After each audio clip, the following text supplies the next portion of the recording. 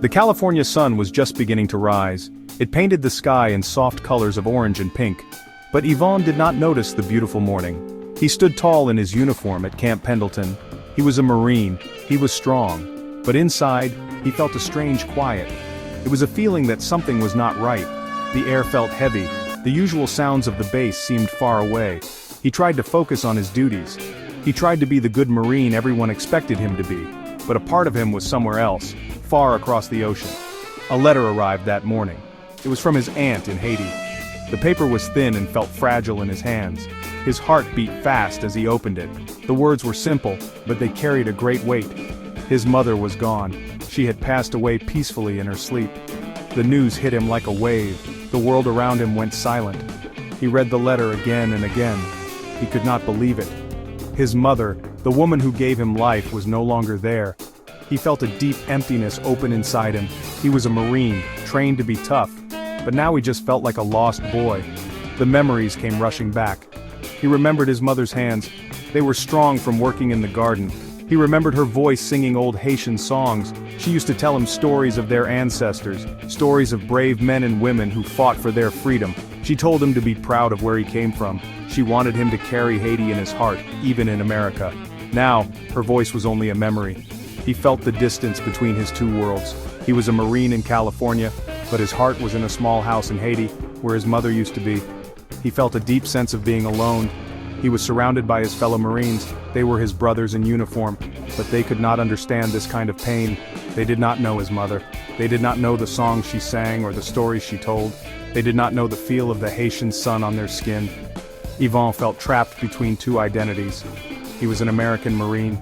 He was also a Haitian son, and now the part of him that was a son felt broken. He needed to be alone with his grief. He needed to find a place where he could just be Yvon. Yvon found his commanding officer. He stood straight and spoke with a steady voice. He asked for permission to be alone for a few hours. He did not explain everything. He just said he needed some time. The officer saw the pain in the young Marine's eyes. He saw something more than just sadness. He saw a deep struggle. He nodded and gave him permission. Yvon thanked him and turned away. He needed to escape the structured world of the base. He needed to find a place where his soul could breathe. He started walking towards the hills that bordered the camp. He walked for a long time. Then he started to run. He ran with all his strength. He ran until his lungs burned and his legs ached. Each step was a way to let out the pain. The tears he had been holding back finally started to fall. They mixed with the sweat on his face. He was not just crying for his mother. He was crying for everything he had lost. He was crying for the home he left behind. He was crying for the boy he used to be. He was crying because he felt so lost between his two lives. He was a good Marine, but was he a good son? The question echoed in his mind. The pressure to succeed was immense. His family in Haiti was so proud of him. He was their hope. He was the one who had made it to America. He sent money home every month. He was building a new life. But what was the cost? He had to hide a part of himself. He had to be strong and disciplined all the time. He could not show weakness. He could not speak of his fears. He felt the weight of everyone's expectations on his shoulders. Now, with his mother gone, the reason for his sacrifice felt blurry. He felt an emptiness that his uniform and his rank could not fill. He finally stopped running. He collapsed onto the dry earth, exhausted. The sun was high in the sky now. He looked at the vast landscape around him. The dry hills of California looked so different from the green mountains of Haiti. He felt like a stranger here. He missed the smell of the rain on the Haitian soil. He missed the sound of Creole being spoken all around him. He missed the feeling of belonging to a place. Here, he was respected as a Marine. But in Haiti, he was known as Yvon, his mother's son. His grief was not just for her death, but for a life and an identity he felt was slipping away. As Yvon lay on the ground, his eyes closed, the world seemed to fade away, the sounds of nature around him grew louder, the wind whispered through the dry grass. It sounded like an ancient song. In the darkness behind his eyes, an image started to form. It was not a memory. It was something else. He saw a tall figure standing before him. It was a warrior. The warrior's skin was dark, and his eyes held the wisdom of generations. He wore the clothes of the old Taino and African ancestors of Haiti. He held a machete, not as a weapon of war but as a tool of freedom.